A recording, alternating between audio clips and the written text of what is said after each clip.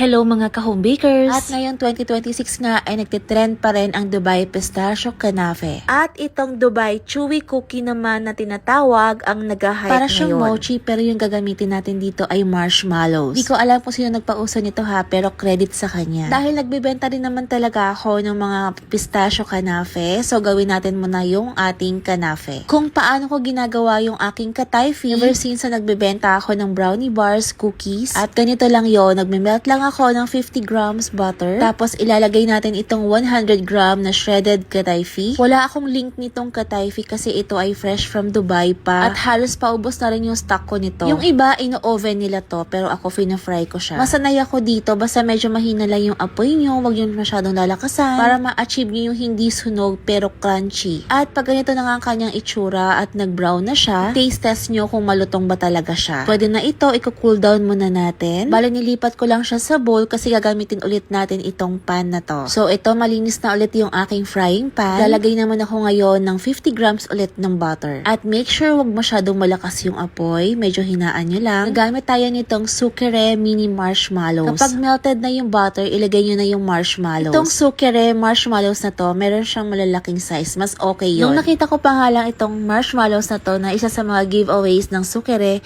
sa aming second year Gen ng Cake Club PH, ito na talaga yung naisip kong gawin. So, napansin nyo naman natunaw na yung ating marshmallows. Natay ko na rin yung apoy nito. Tapos, naglagay tayo dito ng 3 tablespoon of cocoa powder at 1 tablespoon ng milk powder. Haluin nyo lang hanggang mag-incorporate na yung cocoa powder saka yung ating melted na marshmallows. Kailangan mo pala ng tray na mayroong silicone or baking paper. Sure, non-stick yung paglalagyan nyo nitong marshmallows na to para hindi siya dumikit. Sobrang easy lang nitong gawin. Tapos, medyo i-flatten nyo lang siya. Ayan, ginagawa ko. After nyo malagay at medyo ma-flatten na, wag sobrang nipis ha. Dapat medyo makapal pa rin. Pero okay lang yan kasi may gagawin tayo mamaya para dyan. So, habang naka-rest nga itong ating marshmallows, hati ko sa 4 itong ating katayfi. Gagawa kayo, pwede nyo itong hatiin sa 6. Bali ako 4 lang, bali tigti 20 grams yan. Kaya 4 kasi gusto kong gumawa ng iba't ibang flavor. So, una, syempre yung nagtitrend na pistachio. Well, ito talaga yung nagpapatrend dito. Syempre yung pistachio. Pero dahil malikot ang imagination natin, try naman natin lagyan din ng biscoff. Brownie bar ko meron din dalawang flavor, pistachio tsaka itong biscoff. At hindi pa ako nakontento. Sakto may Nutella ako dito. Try natin. By the way, yung mga sukat ng mga spread na to, same din dun sa bigat ng katayfi. So ito naman, syempre, peanut butter naman. Try din natin. Halimbawa, 20 grams yung katayfi mo, 20 grams din yung ilalagay mong spread. At ito, binilog ko na to, tapos ilalagay ko lang siya sa ref or chiller. Pwede rin freezer para mas mabilis mag-harden. At ito, nakapag-rest na yung marshmallows natin. Gamit ka lang ng knife or ito yung fondant cutter. Lagyan mo lang siya ng butter sa side para hindi dumikit. Mag-slice ka lang ng portion na kailangan mo. O ako, kung makakagawa tayo ng 6, is ihatiin mo siya sa 6 equal parts. Or approximately 50 grams each. So, dito makakagawa ka ng 6 na peraso. By the way, sa paggawa nito, dapat may gloves ka para hindi dumikit yung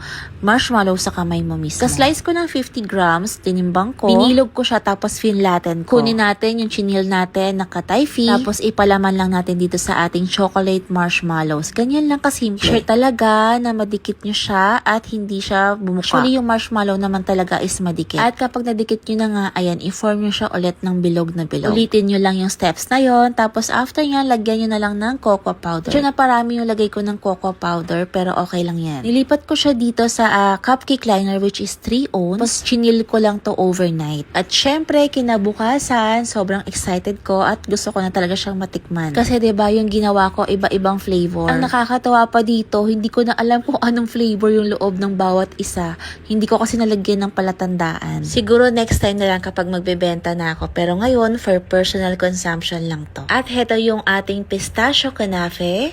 Ito naman yung peanut butter. Maganda yung gamit kong peanut butter kasi hindi siya masyadong matamis. Syempre, yung most favorite ko itong biscoff. At yung last, itong Nutella. So, hype lang ba to? Talagang masarap. Try nyo na din. At yun lamang for today's video. Thank you for watching.